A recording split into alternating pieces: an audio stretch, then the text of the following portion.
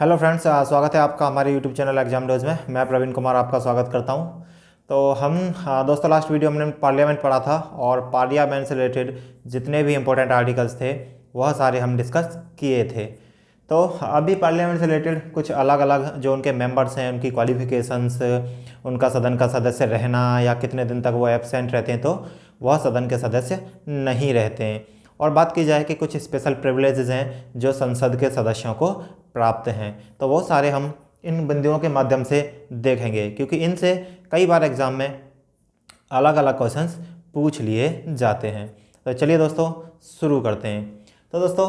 हमने पार्लियामेंट में कल आर्टिकल 100 तक पढ़ा था और 100 में हमने देखा था कि कोरम क्या होता है, कि मतलब संसद की गणपूर्ति क्या होती है या फिर संसद में वोटिंग कैसे होती है। अगर हम बात करें आर्टिकल 101 की, तो आर्टिकल 101 में vacation of seats in parliament के बारे में बताया गया है कि जो पार्लियामेंट में सीट्स हैं वो कैसे वैकेंट होंगी, अर्थात जो संसद है, संसद में सीटों का क्या है, रिक्त होना। तो अगर संसद में सीटों के रिक्त होने की बात की जाए तो इसमें क्या है, अगर संसद का सदस्य, अगर कोई सदस्य जो है जो सदस्य है वो 2 सदस्यताएं हासिल कर ले, तो मान लिया जाए कि कोई एक सदस्य है वह क्या है, एमपी भी है और क्या है, एमएलए भी है। मतलब उसने चुनाव लड़ा और वह एमएलए के लिए भी चुनाव जीत गया और एमपी के लिए भी चुनाव जीत गया। तो अभी क्या है, उसके पास क्या हो गई, 2 मेंबरशिप हो गई, एक स्टेट की जो लेजिस्लेटिव असेंबली है उसकी, और दूसरी पार्लियामेंट के किसी सदन की। तो अभी क्या है, जब उसके पास 2 सदस्यता हो जाएंगी तो उनमें से एमपी या एमएलए में से क्या है, एक सदस्यता को उसको छोड़ना पड़ेगा। तो अगर वह एक सदस्यता को छोड़ देता है तो वेल एंड गुड, अगर नहीं छोड़ता है तो उसकी सदस्यता क्या है, रिक्त मान ली जाएगी। तो अगर वह एमएलए की छोड़ता है तो वह एमपी माना जाएगा और एमपी की छोड़ता है तो वह एमएलए माना जाएगा, लेकिन दोनों को एक साथ नहीं रख सकता है। तो अगर 2 सदस्यता होने पर क्या है, उसकी सीट क्या मान ली जाती है, जिस जगह से वह सीट को छोड़ता है तो वह सीट क्या मान ली जाती है, वैकेंट मान ली जाती है।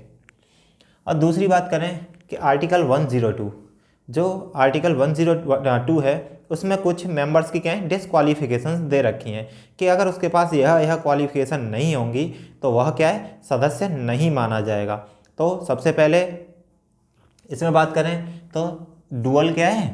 मेंबरशिप। अगर डुअल मेंबरशिप हो तब सीट क्या मान ली जाती है पार्लियामेंट में, उसकी वैकेंट मान ली जाती है। और दूसरा क्या है, उसकी अयोग्यता के आधार पर, जो आर्टिकल 102 में क्या है, कुछ उनकी डिसक्वालिफिकेशंस दे रखी हैं उसके आधार पर। तो हम 102 को डिटेल में पढ़ेंगे नेक्स्ट में। तो अभी यहाँ इतना याद रखना है कि जो 102 में उसकी क्या है, कुछ क्या दे रखी हैं, डिसक्वालिफिकेशंस दे रखी हैं, उनके बेस पर क्या है, उसको क्या मान लिया जाता है, सीट को वैकेंट मान लिया जाता है पार्लियामेंट में। अगर बात करें कि कोई सदस्य जो है वह क्या करे, अपने पद से क्या कर दे, इस्तीफा दे दे, मतलब रिजाइन कर दे अगर वह अपने पद से, तो वह सीट ऑटोमेटिकली क्या है, सिंपल सी बात है, जब वो रेजिग्नेशन दे देगा तो उसका पद क्या हो जाएगा, वैकेंट मान लिया जाएगा। अगर बात करें कि अगर कोई व्यक्ति जो है, अगर कोई सदस्य जो है, संसद का सदस्य 60 दिन तक, अगर कोई सदन का सदस्य 60 दिन तक लगातार क्या है, सदन में भाग नहीं लेता है, क्या है, वह एब्सेंट रहता है सदन से without the prior permission of the either the deputy chairman और बाय द चेयरमैन, तो स्पीकर या फिर डिप्टी स्पीकर, तो जिस सदन से वह बिलोंग करता है उस सदन के क्या है, अपने अध्यक्ष की अगर वह नॉलेज के बिना 60 दिन तक लगातार सदन का सदस्य नहीं रहता है, अर्थात उसकी हिस्सेदारी में भाग नहीं लेता है, तो उसकी सीट क्या है, ऑटोमेटिक वैकेंट मान ली जाएगी। तो ये प्रश्न अलग अलग एग्जामों में कई बार पूछा गया है। अगर अब हम बात करें आर्टिकल 102 की, तो आर्टिकल 102 में क्या है, मेंबर्स के लिए क्या दे रखी हैं, कुछ डिसक्वालिफिकेशंस दे रखी हैं। जो आर्टिकल 102 की हम बात कर रहे थे 101 में, तो उसको हम यहाँ डिटेल में देखेंगे। तो 102 में क्या है, मेंबर्स की कुछ डिसक्वालिफिकेशंस दे रखी हैं कि अगर मेंबर के पास यह क्वालिफिकेशन नहीं होगी तो वह क्या है, वह सदस्य की निर्भरता होगी और उसको सदस्य नहीं माना जाएगा। अगर पहली बात करें कि वह किसी लाभ के पद पर हो, वह किसी लाभ के पद पर हो, अगर कोई व्यक्ति क्या है, if he holds any office of profit, अगर वह कोई लाभ के पद पर है तो क्या है, उसका पद रिक्त मान लिया जाएगा। दूसरी बात की जाए, अगर कोई सदस्य क्या है, पागल है, अनसाउंड माइंड है, या फिर क्या है, बैंकरप्ट है, दिवालिया है, तो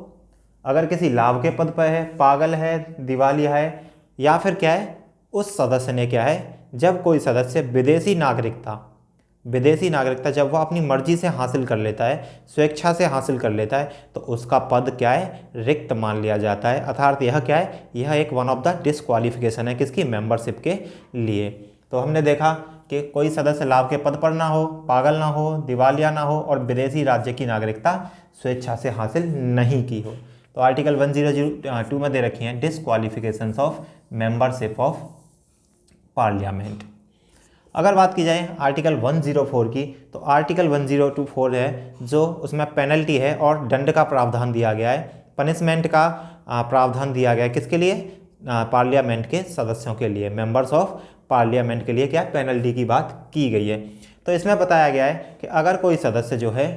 कोई सदस्य हमने कल पढ़ा था लास्ट वीडियो में कि आर्टिकल 99 में क्या है, जो पार्लियामेंट के मेंबर्स हैं उनकी ओथ या एफर्मेशन या शपथ की बात की गई है।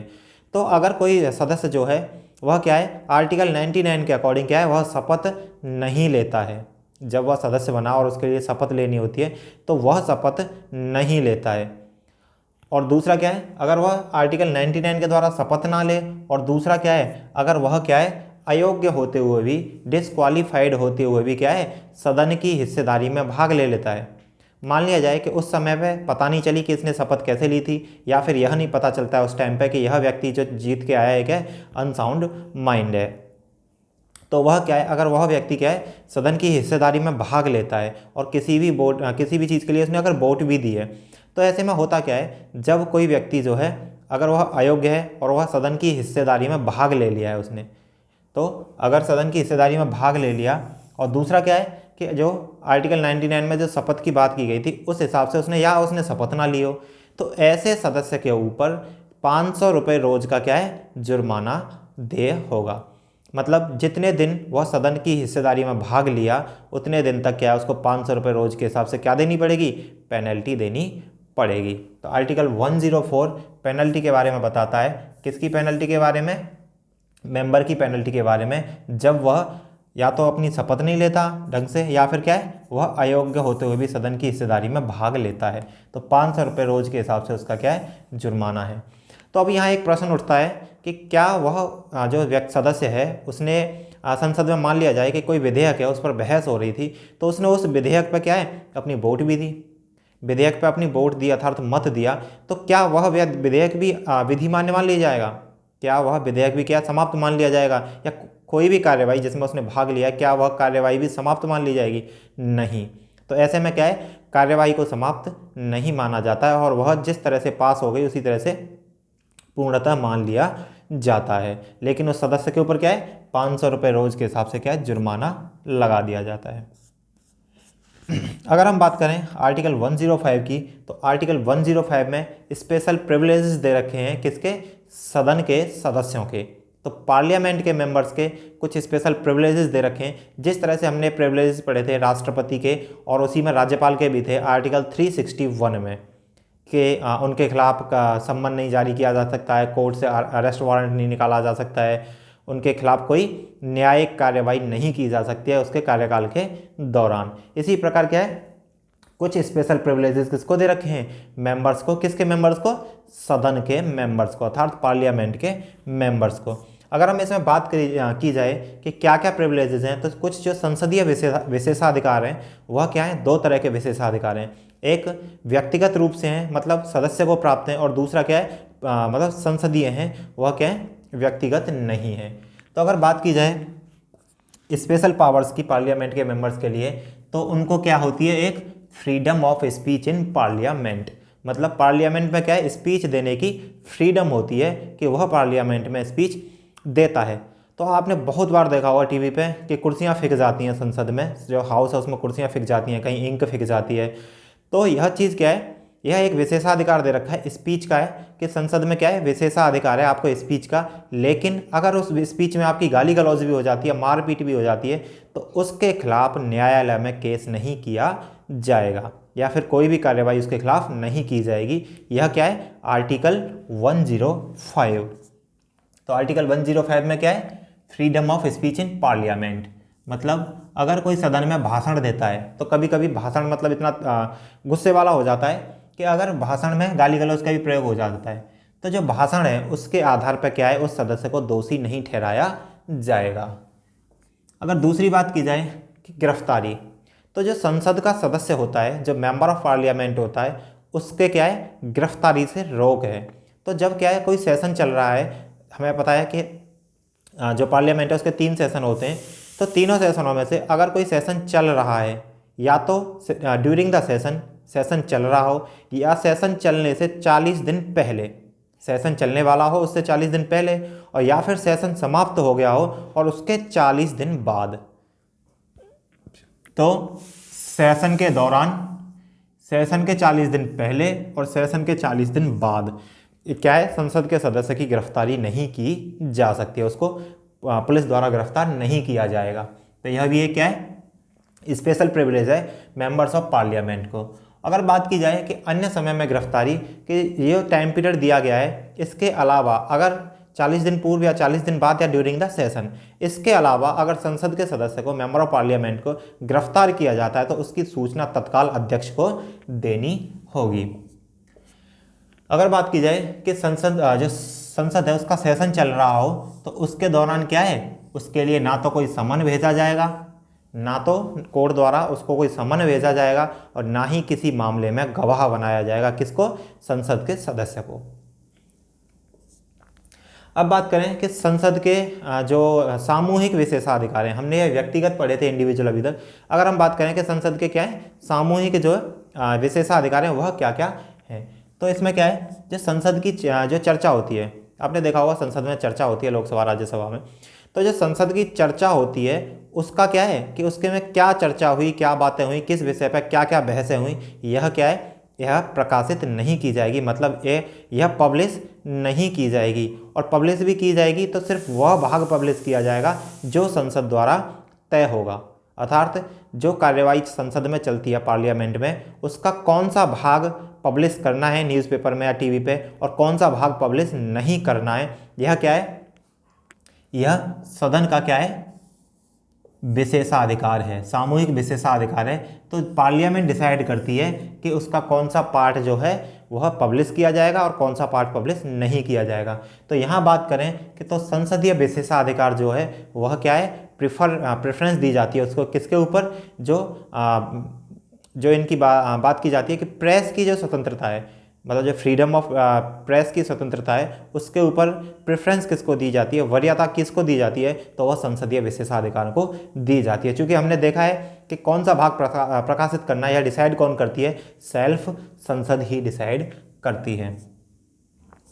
अगर बात की जाए कि जो संसद में जो कार्यवाही चल रही है, जो पार्लियामेंट के अंदर कार्यवाही होती है किसी भी सदन में, तो उसमें जो न्यायालय है उसको जुडिशियरी को हस्तक्षेप करने का, इंटरवीन करने का अधिकार नहीं होता है। तो सदन में क्या है, पार्लियामेंट में जो कार्यवाही चल रही है उसमें न्यायपालिका को हस्तक्षेप करने का अधिकार नहीं होता है। अगर बात की जाए कि अगर संसद के किसी सदस्य को क्या है गिरफ्तार कर लिया जाता है, या फिर कोई संसद का सदस्य जो है उसके द्वारा कोई कार्यवाही पे किसी अन्य व्यक्ति द्वारा उसके खिलाफ कोई कार्यवाही की जाती है संसद के सदस्य द्वारा, तो लोकसभा अध्यक्ष को यह पावर है कि वह क्या है, उस अधिकारी को समन पर या तालीम पर बुला सके। तो लोकसभा अध्यक्ष को यह पावर है कि वह उस सदस्य को जिसने कार्यवाही की है उसको क्या करे, तामील पर बुला ले। और यह क्या है, डीएम तक को तामील पर बुला सकता है, इवन दैट कि डीएम तक को भी समन पर बुला सकता है। कौन, लोकसभा अध्यक्ष। अगर बात करें last article but not least, article 106 की, तो 106 जो है इसमें बात की गई है संसद के सदस्यों के वेतन और भत्ते, पे and allowances of members of the parliament. तो जिस प्रकार से हमने देखा था 97 में किस किस के वेतन और भत्ते दे रखे थे, लोकसभा अध्यक्ष के, लोकसभा उपाध्यक्ष के, और राज्यसभा के सभापति के और उपसभापति के। तो इसी प्रकार 106 में क्या है, संसद के जो सदस्य हैं, मेंबर्स के हैं, उनके क्या दे रखे हैं, पे एंड अलाउंसेस दे रखे हैं। तो जो मेंबर्स ऑफ पार्लियामेंट होते हैं इनके पे एंड अलाउंसेस जो है, इनकी पे का फिक्स कौन करता है, यह संसद विधि बनाकर निर्धारित करती है, by the parliament by law, decided by parliament by law. तो संसद क्या है, विधि बनाकर निर्धारित करती है। तो उम्मीद करता हूँ आपको यह चीज़ें समझ में आई होंगी। और इतना मतलब इनको थोड़ा डीप में इसलिए पढ़ा है क्योंकि जो संसद है, पार्लियामेंट है, वो हम मेन चैप्टर हैं किसके, पॉलिटिकल साइंस के। अगर आपको यहाँ से जो संसद है, पार्लियामेंट है, पूरी उसकी कार्यवाही समझ में आ जाती है तो पॉलिटी को समझना बहुत आसान हो जाता है। अभी हम कल देखेंगे कि जो बिल है, बिल की क्या प्रोसेस होती है और किस प्रकार से बिल आता है सदन में और किस प्रकार से बिल क्या है एक्ट तक पहुंचता है और वह एक्ट कैसे कैसे बनता है। और सारे बिल पढ़ेंगे, फिर बजट पढ़ेंगे। तो अगर आपको वीडियो हमारा अच्छा लगा हो तो लाइक करें, शेयर करें, सब्सक्राइब करें। Thank you.